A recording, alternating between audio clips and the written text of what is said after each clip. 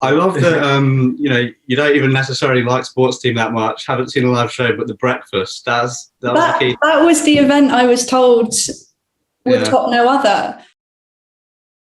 I guess we started Holm Front really as a means to put out sports teams' music originally, and it's sort of grown from that into something slightly bigger where we put out other bands as well. Okay, nice. I was going to say, tell us a little bit more about your label. So who do you currently work with? Like, who do you have on your roster at the moment? So most recently we've put out a 12-inch by Mack's band, which is a Brooklyn group featuring Mack Savage from Parquet Courts. We were lucky enough to play with them at Baby's All Right last year. And when I heard the single Cut It Loose, I think it was, we just got in touch and they were luckily receptive about putting a record out, so that's been good. And then next week we've got Personal Trainer, a Dutch group, again releasing an EP. Before that we've done Ugly and Walt Disco, and then on top of that just our own singles and stuff back in the day. So like early songs by sports team like Kutcher, Get Along, we released on Holm Front.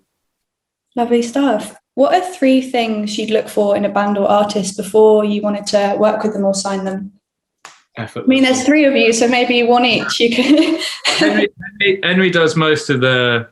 We normally, like, it depends. We saw when we were touring a bit more, like a personal trainer we saw in Amsterdam when we were playing there, and we went to a gig they were putting on. So with them, it was probably just like seeing them live and being like a little label.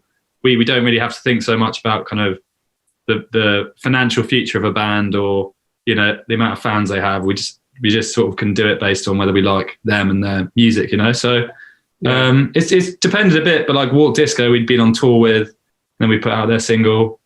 Ugly, we just sort of knew them from when we were in Cambridge and around London. So it changes a bit, but I'd say more. It's just bands we like listening to, and that we want to have the vinyl of, I guess. Yeah, I think at the moment, we're really lucky in that we're doing this kind of out of the love of it, I think, more than like as a full-time job. And so that means we can just put out things that we like. The previous releases have all been bands that I think we either shared a stage with or just happened to come across live. But obviously going forward, that might change. And who knows, like, I don't think we're against putting anything out. And the weirder the better. What kind of grabs you in a live performance for you to think, they're quite weird, they're cool? I think normally it's just like if a lot of these gigs are in quite little sort of venues. So the one in Amsterdam was in a kind of rehearsal room they were doing the show in. So the sound quality is normally either really bad or sort of somewhere in the middle. But it's just sort of, if you get kind of an energy from, like with Personal Trainer, they all just seemed to be like loving the show and really enjoying playing live and didn't seem to care that much about the levels or how they looked or anything else. And the songs are really, really catchy and kind of came across. But I guess it's just like that spark of, if a band looks like they're enjoying themselves, then I think. Yeah, it's infectious, isn't it? Like their energy in that case, I think we all turned around and within like a minute of their first song, we were like, oh, we've got to sign this band.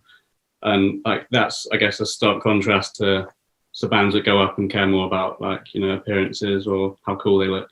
Not that Personal Trainer don't look cool. No, they seem really cool, actually. I listened to some of their music yesterday, actually, in preparation for this. I really dig their sound. What could a band or artist do other than their music or their stage presence to get themselves noticed by you as a label? I don't know, really. Social media presence, or so much of it has been born out of live shows, and that isn't happening at the moment. I think it is difficult, but I suppose you just have to look at artists that are doing things slightly differently in these unusual times. Maybe they're pulling off weird stunts, things like that. Social media is another one. If you're like kind of standing out the crowd in that respect, then I guess you're going to get noticed. Do you think any bands at the moment are standing out on social media? Maybe they're just funny or different or irritating. I guess it's quite funny. There's a band we played with a bit and we know a bit called Courting. I find them quite funny on social media, but they're obviously just like a group of pals and they're really mean to each other and everyone else, but in quite like a sweet, endearing way. and they're quite mean to us a lot of the time as well. They're quite funny. I don't know. I think it's, again, with social media, the live performance, it's kind of, I think it's probably the same thing that comes across on both. You know, you can kind of tell when it seems genuine and when it seems like something they've been told to do by a label. And obviously that's a bit wishy-washy, but yeah, I don't know. Like you get a sense with certain artists that they do it themselves and they actually enjoy, you know, posting engaging. Yeah, and I think that, like as Henry says, the engaging thing is the same thing on in like a show, or it could be social media, or it could just be like in demos and their music. Yeah, I don't know. I think you just have to sort of enjoy whatever it is you're doing, and not like, you know, if you're having to force yourself to make jokes on Twitter, it's probably not going to come across. I don't know. It sounds a lot like our Twitter. Yeah. I'm forced to make jokes. I think I might have actually seen Courting say something on Twitter about a sports team. Yeah, probably. That makes sense. That makes sense. Yeah, I can't remember exactly. They're always just it's mean. Right, kind of mean, you know. But we have the same. Like they're on Nice One, aren't they? Mm-hmm. So like the label that put out some of our first EPs, they're on that label as well. So it's sort of, you know, they're following in our footsteps, looking up to us. Poor guys. Role models and heroes. You know, you briefly touched upon those kind of artists who are told perhaps how to act on stage by a label. Can you kind of tell when that's happening if you're at a live show? I think that's probably more just that's probably more in my mind than anything else. Yeah. I guess you can tell, like for us when we play shows, it's like for whatever reason, if you're not feeling it when you're playing, we look back at kind of footage of us playing some early shows, and it's sort of, you can tell when it's just going through the motions, you know. Whether that's like a label thing or just because you're not really enjoying it or you're not making the kind of music you want to be making. Mm-hmm. Yeah. You can definitely tell more like on social media, I think, when the label or team are having too much of an impact, when it's just like all about selling rather than engaging. Going back to perhaps the people you're working with at the moment, do you have a favourite artist or band that you're currently working with? They're all, I think we did our first EP we did was Personal Trainer. So that was quite fun. Just doing we've always done 7 inches before that. So that was kind of a gradually working a bigger project, I guess, towards doing an album. Yeah, that one's been good because Personal Trainer don't have like a PR team or anything themselves, so like I've been trying to sort of help them with that. Speak to Willa most days, and there's been challenges as well. Like there was a printing error on the first pressing of that EP, but which we've got over that hurdle, and I don't know. I think you learn from things like that, and hopefully. But they're all, I think like again, like as we've said a lot of times, but every band on there's bands that we've kind of approached them and we've wanted to work with them. So I think they're all our beloved children. Yeah, your kids. Perhaps this will be a bit of a difficult question to answer. Has there been an artist that's been quite challenging to work with, or perhaps I'll rephrase that, more challenging events, perhaps the misprint on the. Yeah, I mean, that misprint though is going to be worth, so much on Discogs down the line. So saving it. Yes, sports team were the hardest ones to work with on the label for sure. The ego. What are they like? Most of the issues we have are probably more with our end. Like we're still trying to figure out how you do stuff like servicing songs to Spotify and like working through all these different, I don't even know, DSP portals and stuff. It's all sort of a lot harder than you think it is when you are like, okay, we'll put this song on Spotify and then it will be out. And you suddenly realize you have to go through this long sort of process with loads of paperwork and stuff. So that's the only thing that's been tricky, but the rest of it's been, a delight. What's your current day-to-day schedule with your label, but perhaps what are you guys up to at the moment? It's pretty flexible. I don't think there's not a specific time frame, but at the moment, I guess in Margate, start most days with a swim, which is quite nice. Oh, lovely. And then, we're kind of balancing doing stuff for the label with sports team stuff. So we've been writing down in the basement. We've got a little studio set up there. And then currently been shipping out Personal Trainer records. So we spent a day boxing and stamping and addressing. At the moment, I'm also sending out some PR emails for them and sort of trying to get in touch with radio producers. So it's just like all different stuff depending on what releases are coming up and what the band's doing as well. Because obviously when we're touring, we have less time to be doing the label full time. Definitely. Right now, all the time in the world. What was that trip to the post office like? They really don't like me in Margate post office already. You have to wear disguises. Well, I wear a mask, of course, yeah. But, yeah, like they sort of sigh as you come in with like all these boxes piled up because they know that they've got to stay in late to ship them all out. So they're not, it's sports team, it's Holm Front. Oh, it's that guy. It's that record label. Henry is very cheery. Henry never complains when he's carrying all these boxes down.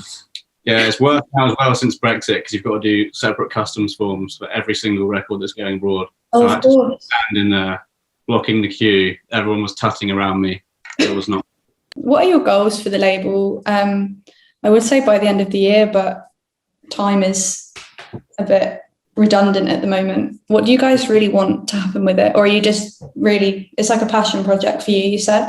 Yeah, I think so. Like, there's not like a specific end goal, I don't think, but it's just to continue to grow one step at a time. I like the fact at the moment we're putting out releases from lots of different countries around the world and not just sort of like limiting it to like the London indie scene. So yeah, to continue to grow on the international front, that would be cool. We've always wanted to put out a Japanese artist. And then also, yeah, on the live front, we've done a few sort of events over the years. We do this Margate Weekender with sports team, where we sort of bus fans down and do a small show / day festival. Oh, no way. And so, yeah, to do that when gigs return with some of the Holm Front roster would be cool. That would be really cool. If someone wanted to contact you guys and they wanted to share their music with you, are you open to people saying, we're cool, we're weird, check out our tunes, please have us? Yeah, absolutely. We've got a sports team PO box in Walthamstow, I think, that we sometimes check. That would do not message us. But Holm Front email. But I was going to say email is probably best. There's also a Holm Front hotline. There's like a phone number, which if you bought a record from us recently, you'll have seen stamped on it. Although I think that phone, it's like an old Nokia, is... No, that's in the van. That's good. Yeah, we got a phone. It's out of battery, but that will be operational. You can probably put our home address online. We're not very secretive, so we can ring you for a chat, or is it for label related? Ben's very happy to speak to anyone at any time. I'm man the phones. Yeah, there's not a lot going on at the moment in social lives, is there? So if I wanted to share my music and perhaps not just have a chat with Ben, although I'm sure that'd be lovely, shall I email you guys or? Email, yeah, it's probably best. homefrontrecords@gmail.com. Okay. You could social media works. Social media, we're a modern label. Oh, you name it, we're across. Lovely. We've actually zipped through these questions. It kind of dawned on me though that there is something I did want to ask Henry in particular. I'm talking about the breakfast. Oh God. Yeah. We're never going to let this go, are they? No, the thing is, right, I'm disappointed in how you handled it. Story about this breakfast. So for those who don't know, do you want to briefly surmise that morning? Well, we're in Margate now, so it feels appropriate. There's a cafe called Dolby Cafe in Margate that does one of the big breakfasts on offer, probably worldwide. And Rob, who's actually conveniently gone missing. I'm fielding a call about label business. Oh, okay, Rob, who's currently fielding a call. He was the one that was going to be taking on this ridiculous challenge. I was just going to be sitting next to him laughing. Had no interest in doing it enjoying myself. the sun. Rob that morning conveniently dislocated his shoulder getting into the sea. I mean, who does that? I'm sorry, I should laugh. And for that reason, he said he was exempt from doing the breakfast. So the lengths that some people go to. I had to step up to the plate and literally. Yeah, literally. I wasn't even hungry is the problem. So yeah, I got through about half of it. I did watch a bit of it actually. When Al, our drummer, started Instagram living it right in my face. I was told that it was an event that I shouldn't miss. So I think I was at work, but I took 5 minutes out. I think that tricked a lot of people. I love that, you don't even necessarily like sports team that much, haven't seen a live show, but the breakfast, that's... I was commenting like, sit up straight.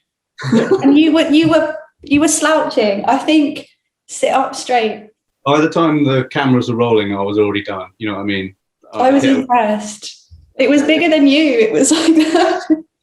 To be fair to Rob as well, he waited for the hospital trip to fix his shoulder until after the breakfast challenge. So technically he could have been spoon-fed the breakfast. He could have been. This summer, he could always take it on. Yeah, is it going to happen again, do you think? My shoulder may well get again, yes. You dipped out of the big breakfast because you supposedly dislocated your shoulder. Is that correct? Oh, yeah, I did dislocate my shoulder. It was pretty bad. I was in a lot of pain, but Henry's very kind and team player. But you were still able to be at the main event, so you could have been fed. Al slinged me up, so Al made me a sling, and then we just waited. It was a big thing. We were talking about social media earlier. And I got really invested. I was commenting. I was like, sit up straight. I was like, the Yazoo. I really like a Yazoo, but when I saw it as banana, I think it was, I was a bit controversial. Yeah. Well, it was all Pete Doherty's. Obviously, he's a fraud. He didn't actually do it. Of course he didn't. He was just storing it away or something. But again, that's a lesson in the power of social media. Yazoo got in touch that day, and there's talk of a big sponsorship deal. So there you go. Wait, was that a joke or are you? It's half a joke. They actually did get in touch. But that's amazing. Why banana though? This is a personal question. I don't know if this will make the interview, but what was going through your head? He had banana in his picture. I think that was why. I was trying to faithfully recreate that. Is there anything else you guys want to add? I know we went off a bit off piece, but I could not ask about the breakfast, obviously, as it was probably the highlight of last year. No, I think we'll get our side. Yeah, you should everyone check out, at this point, probably. Yeah, follow Holm Front on socials and personal trainer. Give Ben a call. And send us your stuff if Max it's good. Thank you so much, guys. Thank you. See you later.